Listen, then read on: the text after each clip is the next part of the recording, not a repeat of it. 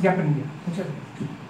Sí, bueno, creo en primer lugar compartir de que coincido todas las observaciones y críticas que se han hecho respecto de cómo estamos avisorando el federalismo ahora en la actualidad. No corresponde definitivamente al dogma de cómo se caracteriza el federalismo y que perfectamente bien ha quedado evidenciado por parte de nuestros dos ponentes, tanto el doctor Concha como el doctor Islas.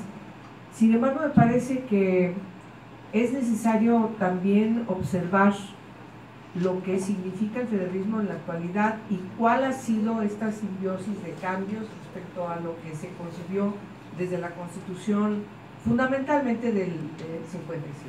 Las 24, coincido perfectamente bien de que solamente queda como un enunciado, pero no hay condiciones en el propio país para, bueno, podemos decir incluso en todo el siglo XIX no hay condiciones para poder consolidar una república con características de estabilidad que permitan también entrar a una etapa de construcción de lo que debe ser nuestra nación. Yo creo que el siglo XX pasa por una gran cantidad de situaciones que evidentemente por ser situaciones políticas caracterizan también los propios procesos de cambios en la Constitución. No de embalde la Constitución del 17 ha sufrido tantas reformas, pero si analizamos esas reformas, la mayoría son justamente diseñadas unilateralmente por el presidente de la República en una etapa muy importante del país.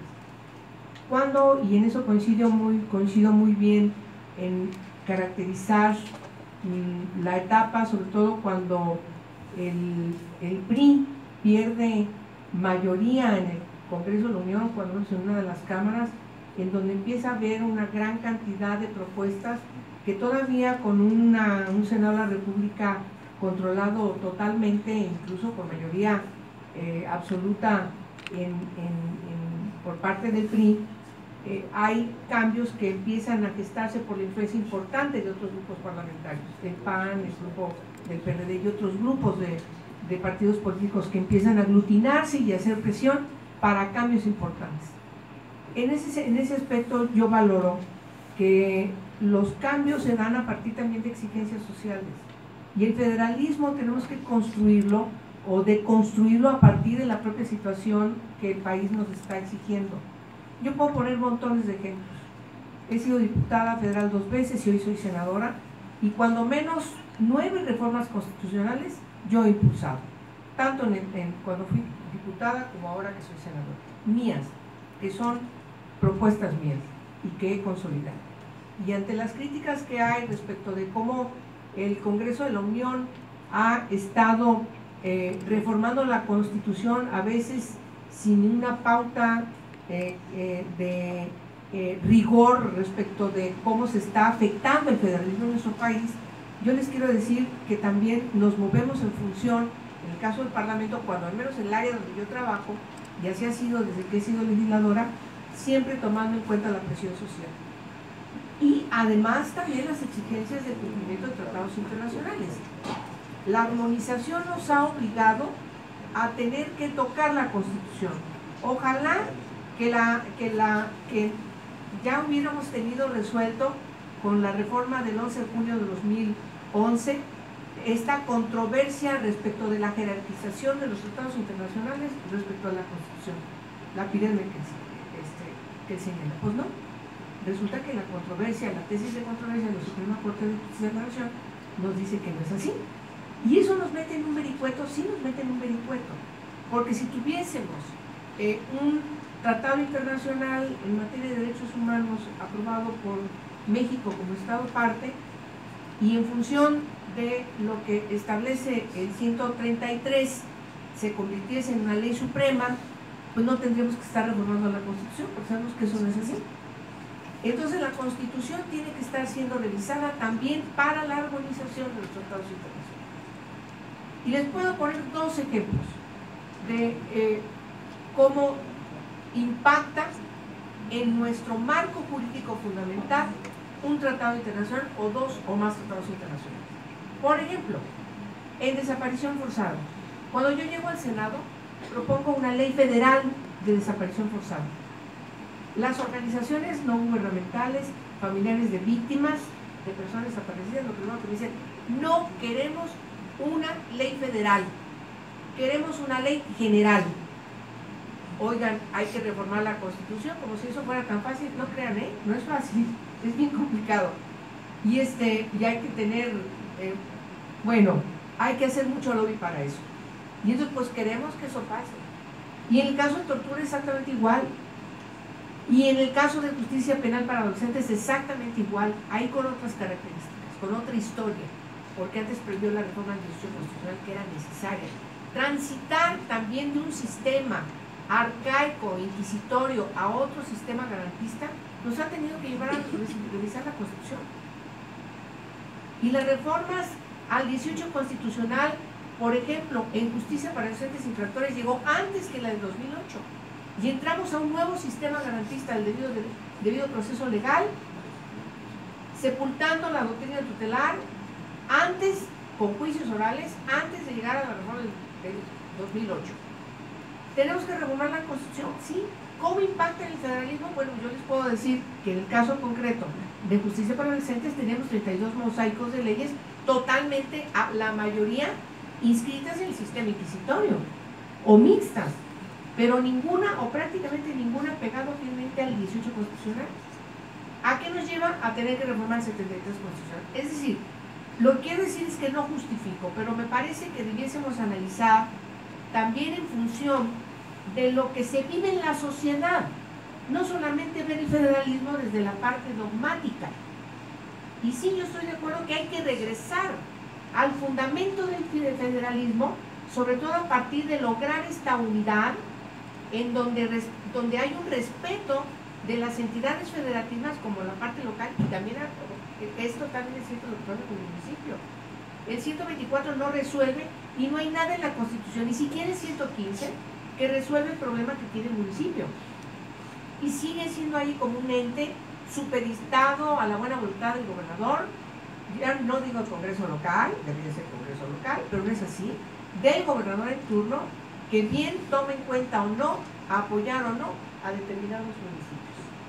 Y es un problema de componentes políticas partidarias que afectan la gobernanza, claro que sí.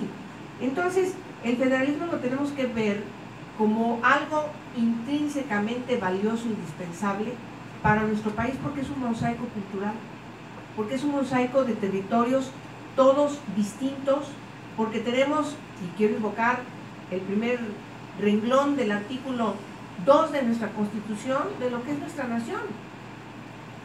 Y entonces nadie tomamos en cuenta que también tenemos esa parte pendiente que es intrínsecamente originaria de nuestra nación. Y ya no toco el tema de derechos humanos porque la doctora Medellín lo tomó muy bien, sin desperdicio, estoy totalmente de acuerdo con ella. Pero, a ver, estos foros, nos tienen que llevar a, insisto, deconstruir lo que necesitamos para vindicar el federalismo como algo necesario para nuestro país. Yo no tengo la menor duda.